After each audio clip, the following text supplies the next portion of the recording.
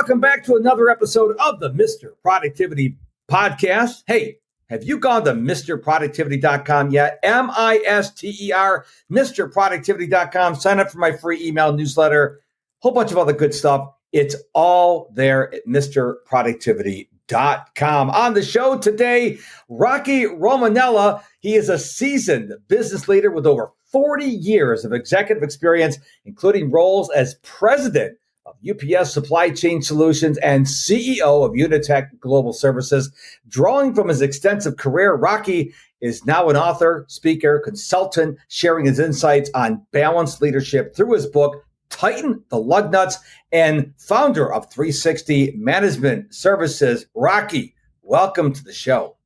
It's a pleasure to be on your show again, Mr. Productivity. It's been a while. Productivity. It's been a while. I know. Long time. I know. Hey, you're working on no hair. I'm working on gray hair. You can tell the time, right?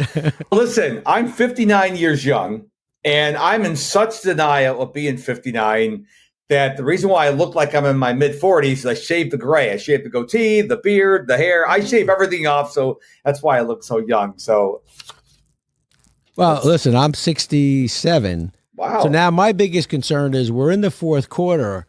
I just hope we're not at the 2-minute warning. We're at the beginning of the fourth quarter. That's all I'm worried about right now. I believe I've been doing a lot of research on health and wellness, and I believe we're getting really close to escape velocity of longevity. And so I'm a daily runner, and I fully anticipate running at least 1 mile on my 110th birthday. And so I think if we take care of ourselves, I think it's no longer 80, 82 years old. You can live to 110 and be active, which is important, because I don't want to live 110 and be in an oxygen tank getting moved. I want to be able to be an active part of human life. Yeah, you want to live life to its fullest at whatever age you're at. Absolutely. 100%. So 2 questions for you. We started talking about this before we press record. You must hear Adrian all the time. Actually, the truth be told, my poor wife Debbie hears Adrian all the time. Yes, we do, certainly. And then the other question you always get asked, is that your real name? And of course, my real name is Rocco, but that's the nickname for Rocco is Rocky. Ah, okay. So you don't make quite the amount of money that Sylvester Stallone makes. No, not even close. Although I have been punched around a lot with the different jobs I've had. When you're in business or whatever you do, whatever responsibility you have, you're on the ropes. Everybody gets on the ropes once or twice. His story, if people don't know the story of Sylvester Stallone, he was almost at rock bottom, sold his dog because he's really committed to the Rocky movie. And as they say, the rest is history. What a story. If you really want to know where this guy came from, he was almost like the plane was plummeting toward the ground. And the movie Rocky, he pulled up on the throttle, and the rest is history. An incredible story. Yeah, it's interesting. I get a chance now to work with a lot of small business owners, and it's amazing how many of them, while maybe not as dramatic as you just described, many of them, I should say, have that story of where, okay, they had their credit cards on max, they're rolling the payment process, wondering if it's time to move on. Maybe this dream isn't going to happen. Something changes, something clicks, and then the business takes off, or they pivot, like many businesses did during post-COVID. I think that story of that entrepreneur and how they pivoted or how they moved on is such a great story. And I think the movie and Sylvester Stallone is certainly, the symbol of all those hardworking entrepreneurs. I think there's something to be said with almost being at your wit's end and maxing out your credit card, and you're running out of your checking and your savings, and you have no 401k because you're a solopreneur. Because when I first started my journey in July 2005, after I was fired from my corporate job, I had money in the credit card, had money in the bank. It's like I made stupid mistakes by hiring coaches that I didn't vet. It's not their fault. It's my fault. I invested in courses because I thought just any course would make me a millionaire. And it wasn't until it got really difficult that I started taking it seriously. See, when you got a big safety net behind you, it's, who cares? But when you're like, how am I going to pay my mortgage? How am I going to feed my family? How am I going to put gas in the car? Now you look at what you do every day, totally different than when you have a safety net. Will you agree with that? Oh, 100%. In fact, I often tell the story that my respect for that small business owner, that entrepreneur, is amazing. I have such utmost respect for them. And to be frank with you, I'm not sure I could do that. And my reasoning is this. I had MBE when UPS purchased it, and then we rebranded to the UPS store, 100% franchisee owned. And so I got a chance to meet some of the greatest entrepreneurs, those individuals. And to me, nobody's more all in than an entrepreneur. If you think about it, they take everything, as you just suggested, everything they own in the world, everything they got, they slide it across the table, and that's when they say, hey, I'm all in. Right, I'm going to start this business. And if you think about it, when you're working for a major corporation or when you're working for a much larger organization, you may miss your business plan, but somebody else may make it. And so you may have, in theory, a P&L responsibility, but you don't have that P&L all in as a small business owner. And what always really moved me or stuck with me was this whole concept of literally at the end of the day, an entrepreneur hits the cash register, the drawer opens, they pay their people, they pay their vendors, and what's left in that cash register is what they take home for their family. That to me is the greatest definition of all in. And that's the reason why I have such great respect for them as entrepreneurs and business owners.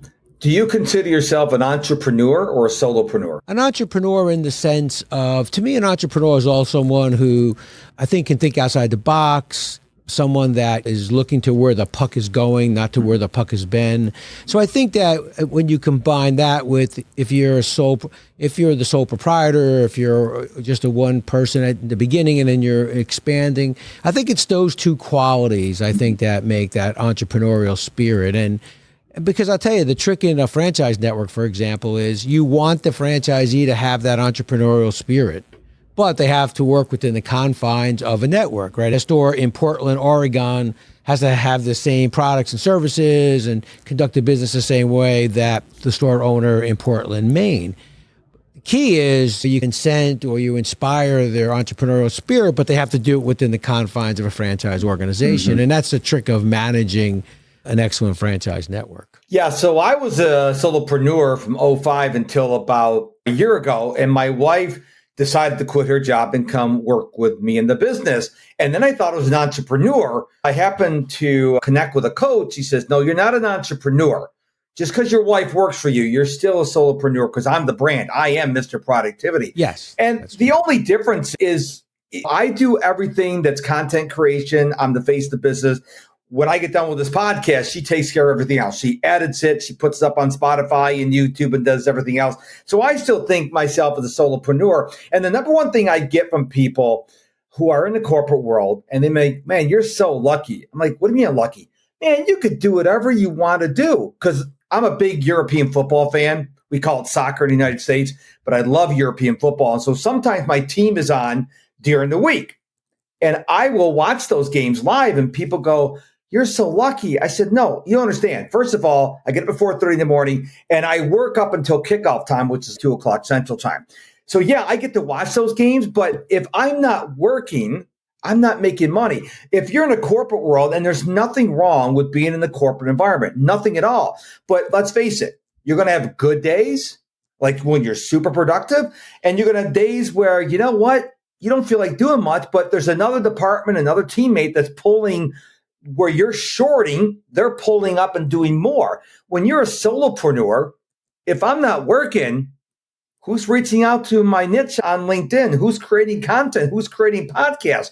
And so, yes, we do have the freedom, but I work 7 days a week, not because I have to, but because I love what I'm doing so much. So do I work on Christmas? Yeah, for an hour or two, because I want to. No one's saying I have to. But the thing is, I'm not Walmart. I'm not Amazon. People don't wake up and go, you know what? I want to be more productive today and go to my website. That's not the reality. Correct? Oh, no. And I agree with you 100%. And as I mentioned before, when that cash register opens, there has to be money in there. And that's the whole revenue expense kind of thing. And it's all of us, whether we're a sole proprietor or the independent business person or a major corporation, it really comes down to what I call the jaws of life, right? Revenue up, expenses down.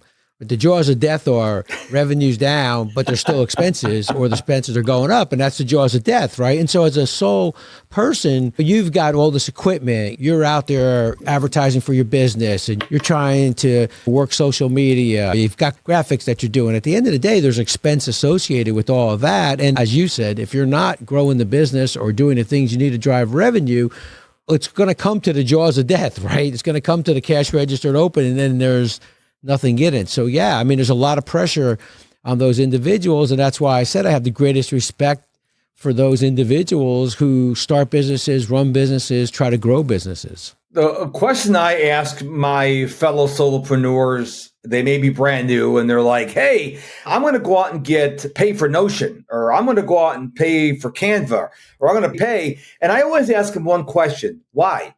I need to get a VA. Why? You have no income. So this is a crazy idea, Rocky. If you have no income, you should really minimize your expenditures. Is that a crazy statement or what? Hey, you're just working yourself towards the jaws of death faster than necessary, no? But I will say one thing, though, that in regards to this. There's a lot of similarities in small business ownership and large corporations, the way they're run, right? And there's the good things that happen and the bad. But I'll tell you that what's common, the common denominator is in small businesses, you tend to put expense ahead of revenue. In big businesses, you put expense ahead of revenue. It's the difference between the nice to do things and the need to do things. And I don't know why a small business owner struggles with that. It's differentiating the difference. And large corporations is running rampant, right? Because the nice to do things, every function in your organization has a nice to do thing they want to do. Mm-hmm. But small business owners sometimes, as you said, struggle for that. The newest technology thing or the newest platform or whatever it is. And the key is you never put expense ahead of revenue. I know some people say that's an investment. Yeah, there's investments that you made, but you made one already when you slid everything across the table and you set them all in. Nobody said you had to have an iPhone 17, 18, 22. The iPhone 8 works really good, right? It's not a crap thing. And why do you got to get 16 for it? Yeah. It's funny you mentioned the iPhone because I'm an Apple fanboy. I'm an Apple fanboy nut. And this past week, now we're recording this for context, is September 11th. I think it'll be out sometime in a few weeks, whatever. But I actually turned off the keynote that Apple had in September because when they introduced like the new Apple Watch and they start talking about colors, that's not going to be an upgrade. And they did the same thing with the iPhone. Everything's colors. When you start talking about different colors and textures, you're like, okay, I have an iPhone 13 Pro Max. It works gorgeous. It takes 4K videos. The battery lasts all day. So I ignored the upgrade to the 14, 15, and I'm not going to get the 16. Why? There's no point. I have an Apple Watch Ultra 1. It works great. And I think taking this over to business, it's not just solopreneurs. So if you are in a corporate world, maybe you're a department manager, maybe you're a VP of operations, before you spend money, you need to go, wait, time out, stop. Why do we need to die? And I think I see this as almost like a pandemic. Everybody wants to spend money to get the latest and greatest, but the thing you have is working. So now if you have a piece of software and it's no longer supported, that's not what I'm talking about. But if what you have works and it's supported, why do you want to get the new thing? Why do you think people, especially in corporate America, why do they always want to get the latest and greatest thing when what they have already does what they wanted to do? I think it's because, let's give them the benefit of the doubt, but I think it's because everybody believes it's some competitive advantage that they need. But I think what you're saying, I think it is so rational that it doesn't make sense to people. So if you think about it for a second, now we're showing our age here, but all right, so when we had our Motorola flip phone and you got the notice, hey, you're ready for an upgrade. The upgrade then was you bring an old razor and you get a new one and you walk out with spending no money. Maybe you got a new case. Right. Well, today when they tell you you're ready for an upgrade, that's code for we're going to give you the right and privilege to spend another $1,200. And we're going to do it over the course of 2 years with no interest, but it's $1,200. This isn't the upgrade like you and I are used to. Oh, we got a new razor. I paid the $30 for the new, whatever it was, the new plug-in or whatever. That's when you really got to take a step back and say, wait a second, I got a perfectly good phone, as you said, and I'm going to go spend another $1,200 to upgrade it so that the cameras. That's where you start to scratch your head. You're like, come on, we're smarter than this. Yeah. I think I had the iPhone 11 and I upgraded to the iPhone 13 Pro Max only because it had better cameras and you could do 4K on the rear facing camera and 1080p, which is H on the FaceTime camera. And that's it. Other than that, now people say, why do you get the Pro Max? I only can see out of one eye, so I need the bigger screen so I can see the phone. But like I said, I bypassed 14, 15. I'm going to bypass 16 because what I have works now. I don't understand that. And I think I want people both professionally and personally, before you buy the next greatest thing, ask yourself why. As I said, I invested in the coach and he puts all his things on Notion. Now, I caught myself for a second because I had to go get a Notion account. And I'm like, oh, should I upgrade? I'm like, wait, are you going to use Notion? The answer is no. I'm using Notion for his thing. So why would I want to go out and upgrade? It's that tempting because they go, if you do it now, you get 50% off for a year. And then after that, you pay $1 million. But I just want people to use that powerful question of why do I want to upgrade? Why do I want to buy the software? Why do I want to send my employees to this exotic island when I can send them to maybe a hotel close to the home where I don't have to pay for airfare? Just ask that question. If we would spend more time asking the question why, I think we could save a lot of money, time, and aggravation. I think you're absolutely right. And I think if you think about those three, time, money, and aggravation, to me, it all boils down to, I talk a lot about this when it gets asked about work-life balance or spending or different things like that. It all comes down to me by putting things into two categories. Is this a nice to do thing or is it a need to do thing? And unfortunately, we all love to do the nice to do things. To think about work-life balance, how many things that you do are nice to do? It's great that you're doing it. It's wonderful that you're doing it.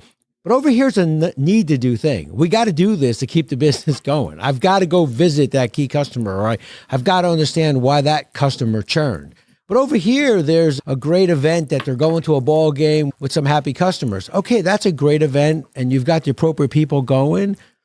But you're going to that instead of maybe missing time with your family at a nice to do thing when, the need to do thing may have been to go home to the kids or whatever. So the nice to do and need to do columns to me are always important when it comes to spending, when it comes to time management, when it comes to productivity, when it comes to your priorities. Is this a need to do priority or a nice to do priority? And that's what I think people always get themselves bogged down with the nice to do. What's so nice to do? I get it. We like to do those things, but you got to do the need to do things, man. If we need to do it, we need to do it. For the longest time, I wanted to be filthy rich. I'm not filthy rich at this point, but I always wanted to be rich. And people used to ask me, why? There's that question again. Why? And then I heard something Grant Cardone said, which I'll never forget. He says, the whole point of becoming really rich is so you can help a lot of people.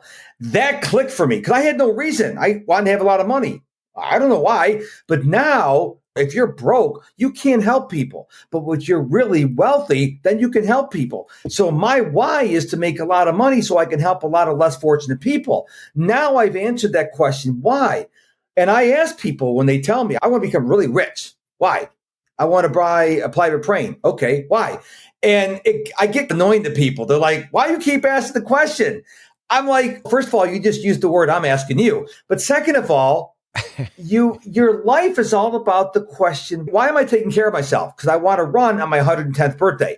I think if you can dig into your why, and I think you can have multiple whys. You should have one big why, but you should have other whys. Why am I going to go to McDonald's today? Why am I going to go to the movies? Why am I going to shop at this store instead of this store? And I think people are just on autopilot, and I'd like to know your thoughts on this. I think people are on autopilot. They're doing this because they see other people doing it, or they've always done it, or their family's done it, or their employees do it, or their former company did it, but they're not like, why am I doing it? What say you on that? I think you've articulated it well. There's 20% of the people who are the early adopters, the trailblazers to get out ahead of people. And then there's 20% of the people, no matter what you do, they're not participating, right? They're in there, they're going to, but then that 60% in the middle are those individuals who are good people, most likely very good employees or people in your care that you're working with, but they tend to move, right, in the direction. And I think that they're seeing people that they respect or people that are doing well, and they're just trying to emulate those things. I take a little different thought on that, especially when it comes to people as leaders, as individuals. I always ask the question, like I get the opportunity to do junior seniors in high school, junior seniors in college, and talk a little bit about their vision of where they're trying to go, who they're trying to be, what do they stand for as individuals. And I always come down to the question, what's the word you want someone to use to describe you at the end of your career? So what's that word you want someone to use to describe you at the end of your career? And it's funny, almost to your point. So you throw that out to the group you're with and you get aggressive, energetic, integrity. Some will say rich. In fact, usually when you're in college, that's one of the big words, rich. I'd like to... And some may not say rich in terms of 10 richest people in the world, but not to have to worry about money is probably a better kind of way that the vast majority of people get to. But then when you say to them, so that's the word you want on the left, that's it. It will describe you at the end of your career, right? That's what's on your tombstone, rich. No, not really. And I think for me personally, to me, the word was thoughtful. I wanted to be a thoughtful leader. I wanted to be a person that looked at things from its widest consequences. And I think that if you come up with that word, you may not always be successful, but without realizing it, you're building a mosaic to that word.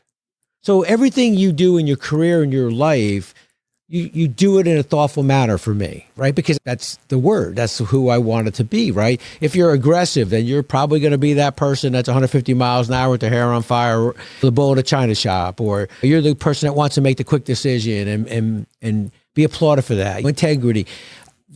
It doesn't mean that you don't do other things, but that's who you are, what you stand for, and what you won't compromise as an individual, as a company. And I think that's what I think speaks to your brand, speaks to who you are. And I think if people took the time to understand that word, that's what speaks about them, I think a lot of the whys,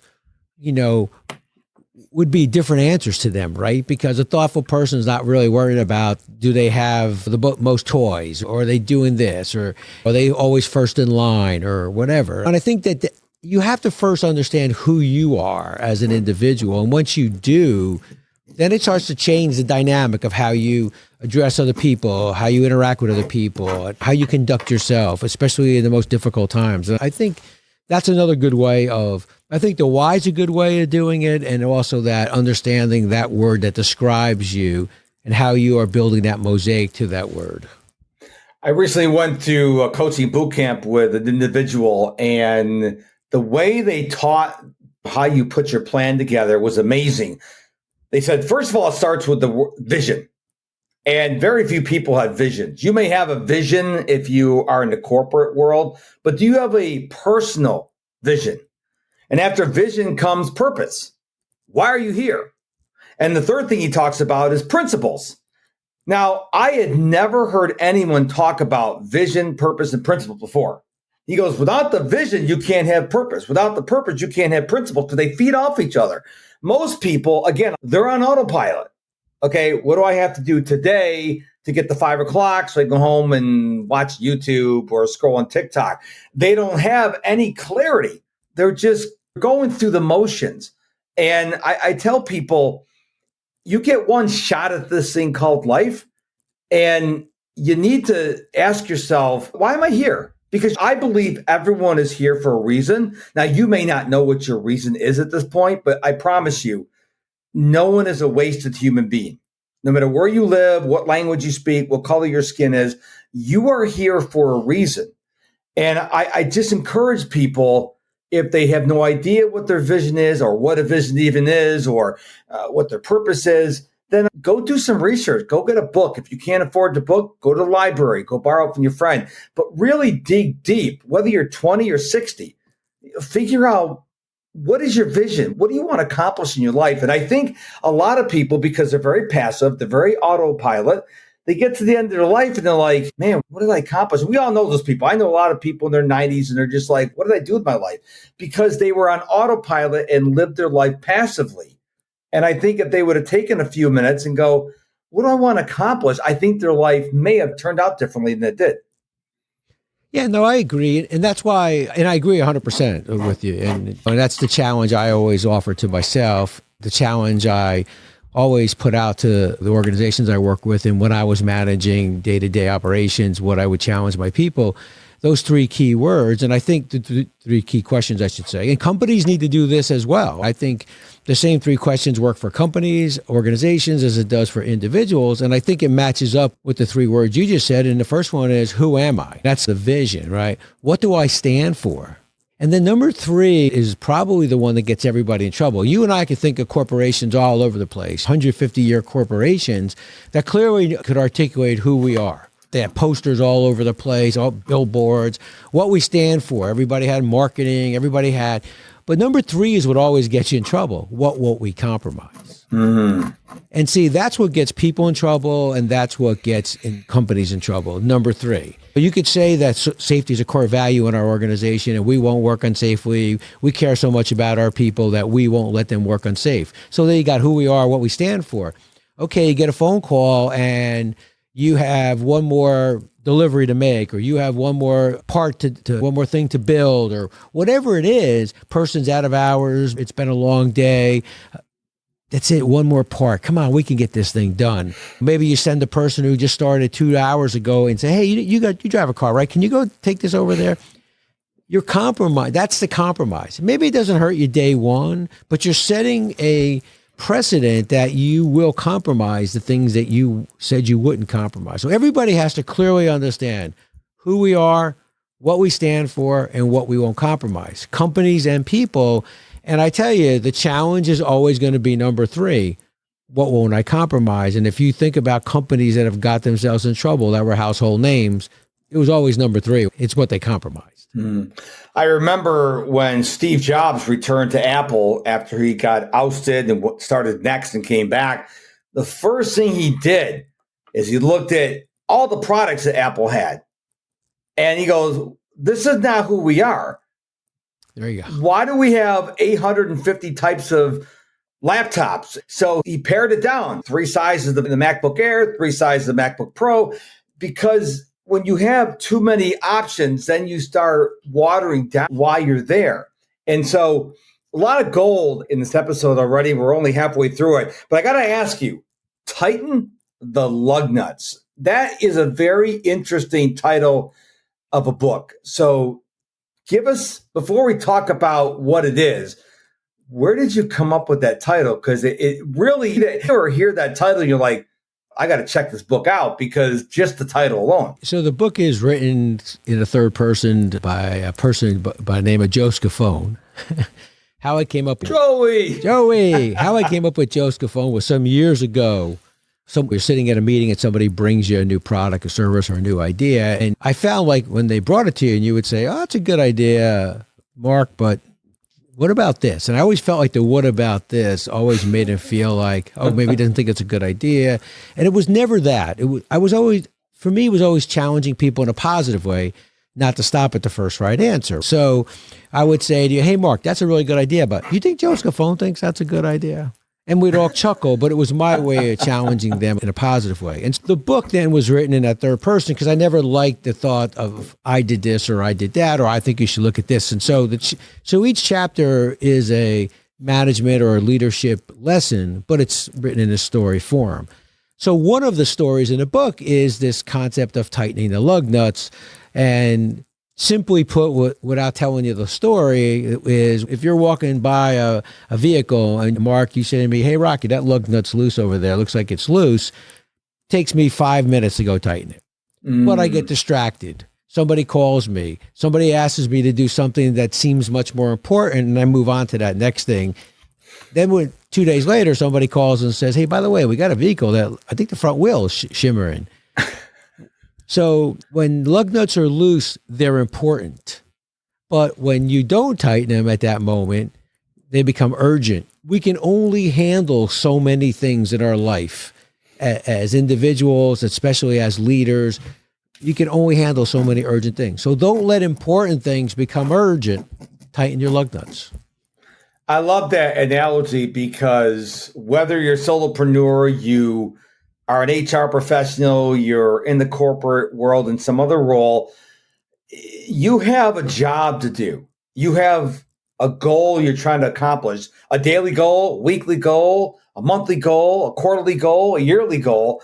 And you got to be very careful not to get distracted. It's really easy to work on things that are not moving the needle. I call this by a really strange name, procrastination, because if your goal is X and you have to do 1, 2, 3 to get you to X by the end of the week, every activity you do, you have to ask yourself, am I on task or off task? Now, newsflash, you cannot be 100% on task because we're humans. All right, we're not robots. You're going to get distracted. Someone's going to come by, knock on your door. There's going to be an impromptu, someone celebrating their birthday. Maybe the power goes out. So give up any hope of being 100% on task. I would say this is my personal recommendation. You should spend 80% of your time, a day, a week, a month, a quarter, whatever. 80% of your time should be spent working on tasks that move you forward towards your goals.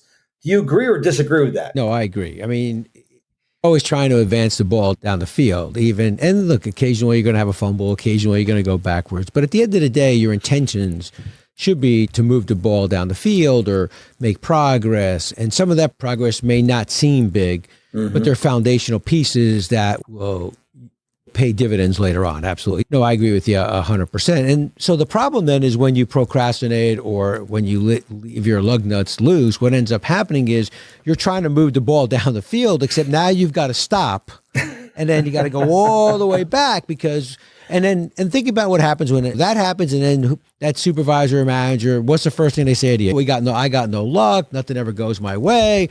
I can't believe I got to stop what I'm doing here. I got to go back. And wait a second. Isn't that the loose lug nuts you could have tightened 3 days ago in 5 minutes? Yeah. Okay. So this has nothing to do with bad luck. This has nothing to do with nothing ever goes your way. This has to go with tighten the lug nuts. You could have done what you could have done in 5 minutes is now taking you off plan for the whole day. Mm-hmm. I call that the Eeyore complex. I grew up in the age of Winnie the Pooh. Eeyore is the guy who's always saying, it's never going to work out. I'm never going to land that client, whatever. Listen, we love Eeyore, but we don't want to hang around Eeyores. We want to hang around Winnie the Poohs, or if you're brave, Teaker. That's how I identify with annoyingly, optimistically happy. But to me, as a Mr. Productive, tightening the lug nuts is planning. So I don't go into a day and go, what am I going to work on? I'll figure something out. I sit down and I usually do this on Sunday for the whole week. And I go, okay, what do I need to work on tomorrow? So when tomorrow comes, I'm not going, I can't think of anything. So I'll just watch YouTube for a couple hours, or I'm going to go learn about Notion. I'm not going to use Notion, but I heard Notion's great. So I'm going to waste my time doing it. But if you start with a plan, in my eye, and you tell me if you agree with this or not, that's actually, I'm pre-tightening the lug nut. So they may not be loose, but I'm now going through that like a pilot when he takes off. They go through a checklist. So there may not be anything wrong, but they don't assume there's nothing wrong. They go through and they tighten the lug nuts before they take off. Am I tracking with you? Oh, yeah. Look, hey, failure is a plan to fail. And then what ends up happening is then you start to create, if you don't have a plan and you don't have a concept of what you're trying to accomplish, then you start to build key metrics, a dashboard of elements, and you're actually tracking the wrong elements, but you think you're tracking the right elements because you really don't have a plan, and you certainly don't understand what the results of the plan look like. I always tell the story when we were in high school, we're all going to go to Florida. I grew up in Jersey, so everybody goes spring break. We're all going to Florida. So we got 2 cars. So one group says, all right, we're not going to speed. First one there. Let's see who gets there first. So we got one group that gets a map, figures the whole thing out, and they're driving and they're seeing signs, welcome to Delaware, welcome to South Carolina, and so they're, hey, we're doing good. Then we got the other group over there, we don't need it. We're going south. As long as the car's pointing south, we're going to get there. Next thing you know is they're like, hey, look at this, welcome to Ohio. Yeah, I didn't realize you had no plan. Now the metrics, you were all checking you're checking your speedometer, we weren't allowed to go over 55, you're checking your gas to make sure you don't run out of gas. Okay, those were all, that was your dashboard. Those are pertinent, but the one you really needed to know was the next one is Delaware, South Carolina, Georgia, not Ohio, Illinois. So I think that I agree with everything you're saying, but the added is that you start to build metrics that may be good metrics, but they don't apply to what you're trying to accomplish with the plan, I guess is a better way of putting it. I have to laugh because when you said maps, I remember those fold-out maps. Now, if you're a younger listener of the show, before we had Apple Maps and Google Maps and Waze, we actually had physical map. Matter of fact, my wife and I were watching the Bourne movies over again, right? So we watched Bourne Identity, which is 2002. And he's in the car driving in Berlin with a paper map. My wife and I go, we remember those days. I know. You feel like Ram McNally now. I got my map out. I take that when I go on a motorcycle ride. I'll lay everything out the night before if I want to go to someplace new in the state or whatever, and I got the map all laid out. And Debbie just laughs at me. You got a GPS on the bike? I got to put it down. I got to see this thing. I got to visualize where this map's going kind of thing. Oh, 100%, because the screen is only so big on a phone. I want to know, like when I used to drive to Florida all the time, it was pretty easy. I-10 to Tallahassee, 75 South. I could do it by memory, but that's an easy route. If you're driving up from Houston to my hometown of Rochester, New York, a lot of different twists and turns. And then what if a bridge is out or there's an accident or something and you got to do a detour? If you haven't taken the time to say, okay, here's the general route we're going to go up here, but what if we get sidetracked? Because that happened. What if your car has problems? You have to pull off the highway and go to a mechanic. So people, again, because I'm going to say this for the third time today, they're on autopilot. They assume everything's going to happen just like they want it to happen, which is nice, but we don't live in utopia, okay? Things are going to happen. We are humans. The internet's going to drop out right before that important client call. Maybe the power is going to go out, which knocks off your internet. Things are going to happen. Maybe you're about ready to do a once-in-a-lifetime interview with somebody, and then the neighbor decides that's the day they're going to get their roof replaced. Things are going to happen. So I think you have to have a plan, but you also have to give yourself grace and understand, hey, you know what? Things are going to happen. I live on the Gulf Coast. Storms can come. Hurricanes can come. If you're out in California, earthquakes can happen. So the best laid plans can go awry. I love the saying that if you want to make God laugh, tell him your plans. Because, you think that's going to happen? Watch this. Heard that, but I like that. Well, it's true because we sit there we get our plans, or I like a whiteboard. I got a whiteboard behind me, or perfect. Here's the perfect plan for me to make $1 million this year, or to have this many clients, or to write my book. You're like, great. It looks good in the whiteboard. It looks good in the Google Sheet. It looks good in the notebook. But the problem is, okay, your kid's going to get sick. Your kid's going to fall at school and break their leg.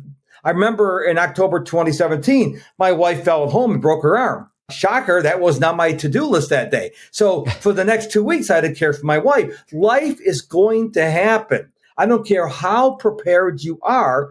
Life is going to happen. And I think you have to extend yourself grace and go, okay, this is not what I wanted to have happen today, but it happened. What am I going to do now? No, I agree with you. And I like what people say, I had to call an audible. Okay, an audible means you had a plan, and when you walked to the line of scrimmage, you changed the plan.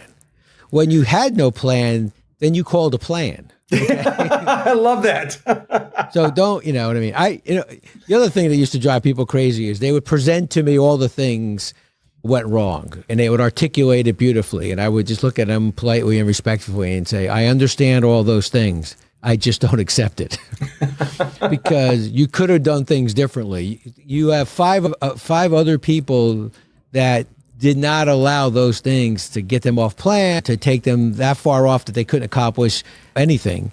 So if I accept what you're telling me, then I'm being disrespectful to those 5 people who made it work.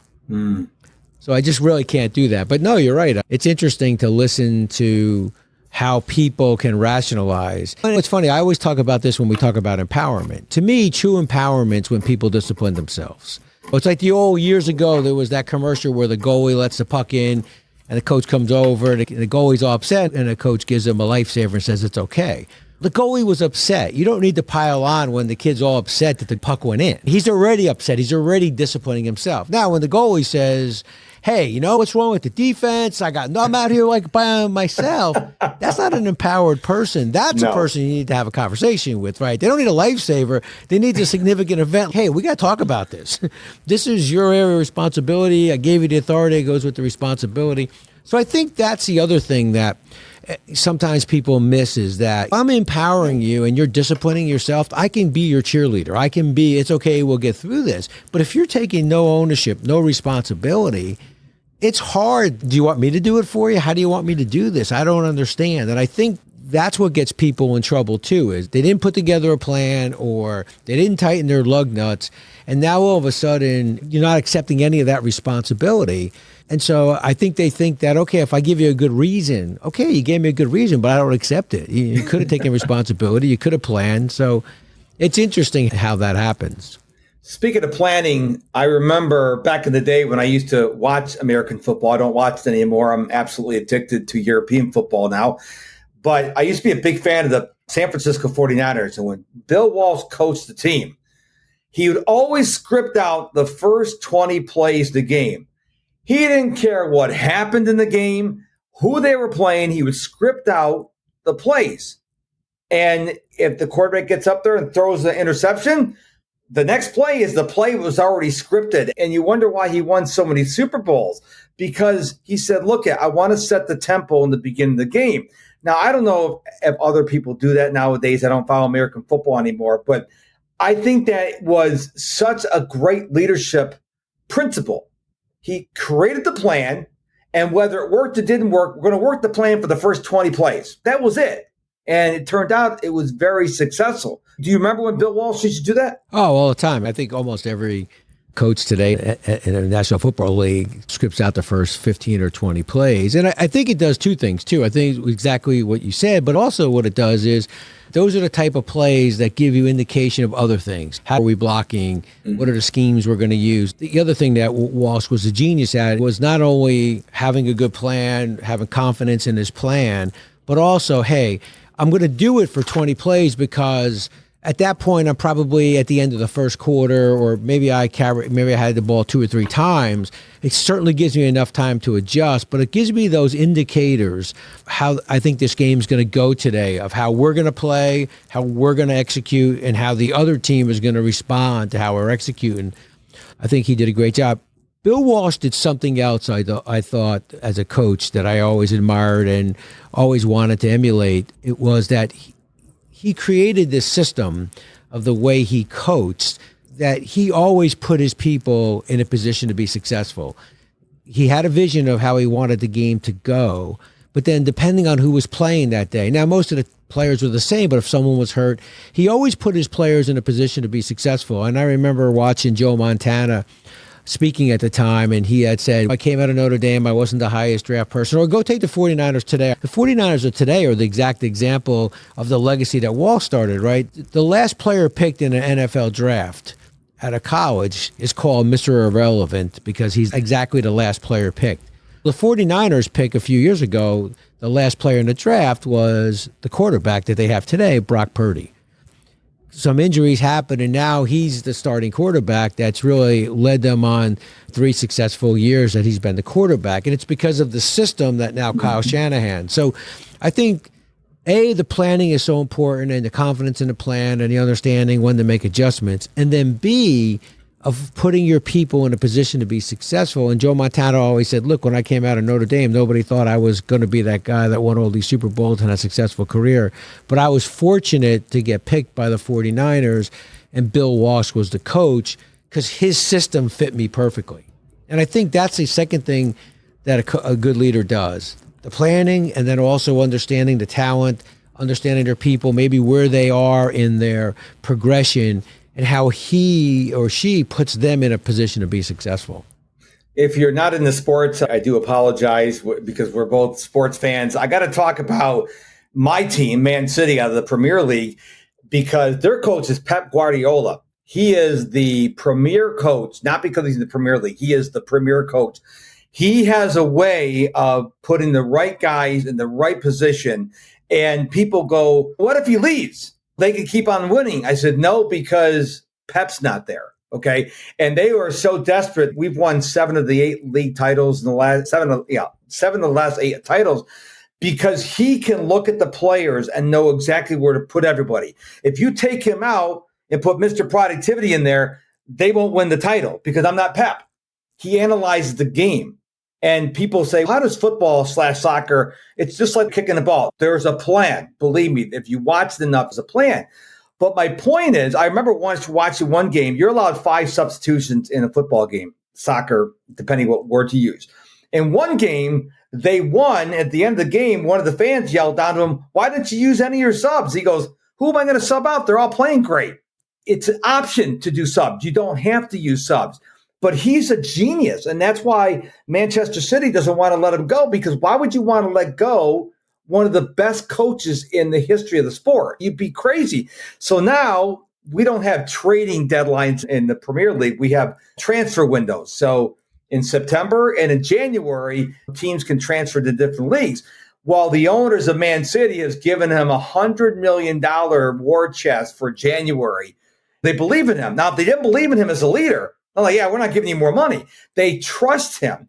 And this goes back to leadership in the corporate world. If you are the leader, if your people don't trust you, you can forget about the vision and the principles and the purposes, the mission statements. It doesn't matter because it's got to start with the leader, and they've got to be able to trust you. You cannot be a dictator. You've got to be, hey, I am the leader. I'm going to set the tone. And that's why I'm going to make sure I'm going to encourage you to tighten the lug nuts. Why? Because I make sure I tighten my lug nuts every day. And so I think a good leader, they realize it's got to start with them. I remember working for leaders who thought it was all about them. And they would say, do as I say, not as I do. That's not how it works. People are watching what you do. So if you say, get there early and stay late, and you come in late and leave early, or like when the cat's away, the mice will play. But when people believe what you do as a leader stems from an honest heart, they'll follow you. And they know you're not going to be perfect, but they have to believe that what you do stems from an honest heart. That's number one. Number two is it's never about you. It's always about your people. How many meetings have you sat in and someone's sitting there saying, you don't know what it's like to be me. You don't know how much pressure I'm under. You wanted the job. You got promoted. You're in the job. Mm-hmm. And so that turns off people. But I think to add on to that and just wrap up the conversation, when I started working at UPS, I was a part-timer. I was on load and trailers. I was working my way through college. And my dad said to me, rest his soul, he said to me 2 things. He said, you know what? Whatever they ask you to do, you say yes and thank you. And then you learn your job and learn some more. And that always stuck with me. So UPS had a promotion from within policy. I was fortunate to be in a company like that. And so every time they tapped me on the shoulder and they said to me, okay, we got a new responsibility for you. You're going to get promoted. You're going to Chicago. And I think to myself, I don't know if I'm ready. I don't know if I could do that.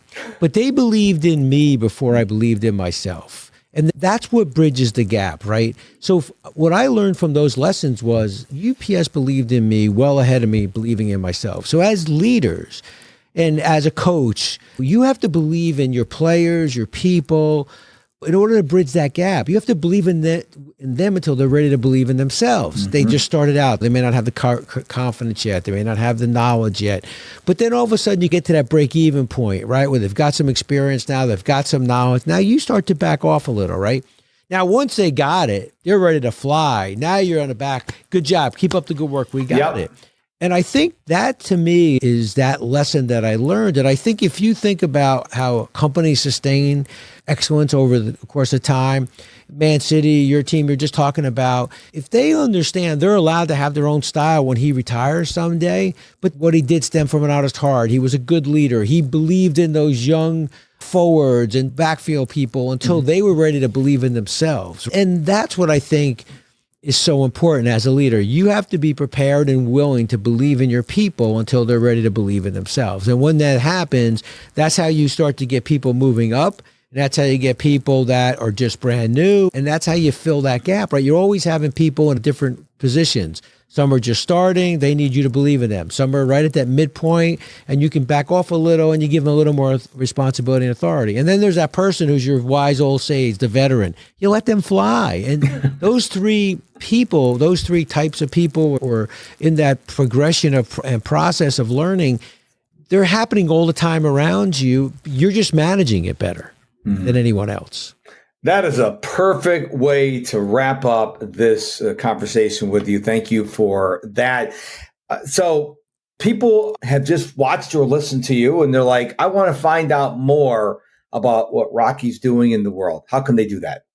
So the book is Tighten the Lug Nuts. Many of the concepts you and I talked about today are in that book, but it's also the best place to find me, tightenthelugnuts.com, www.tightenthelugnuts.com. There's some good things on there for you. For example, I'm certainly not a podcast host like you are. You're one of the best. You're professional. You're great at it. You're also prepared.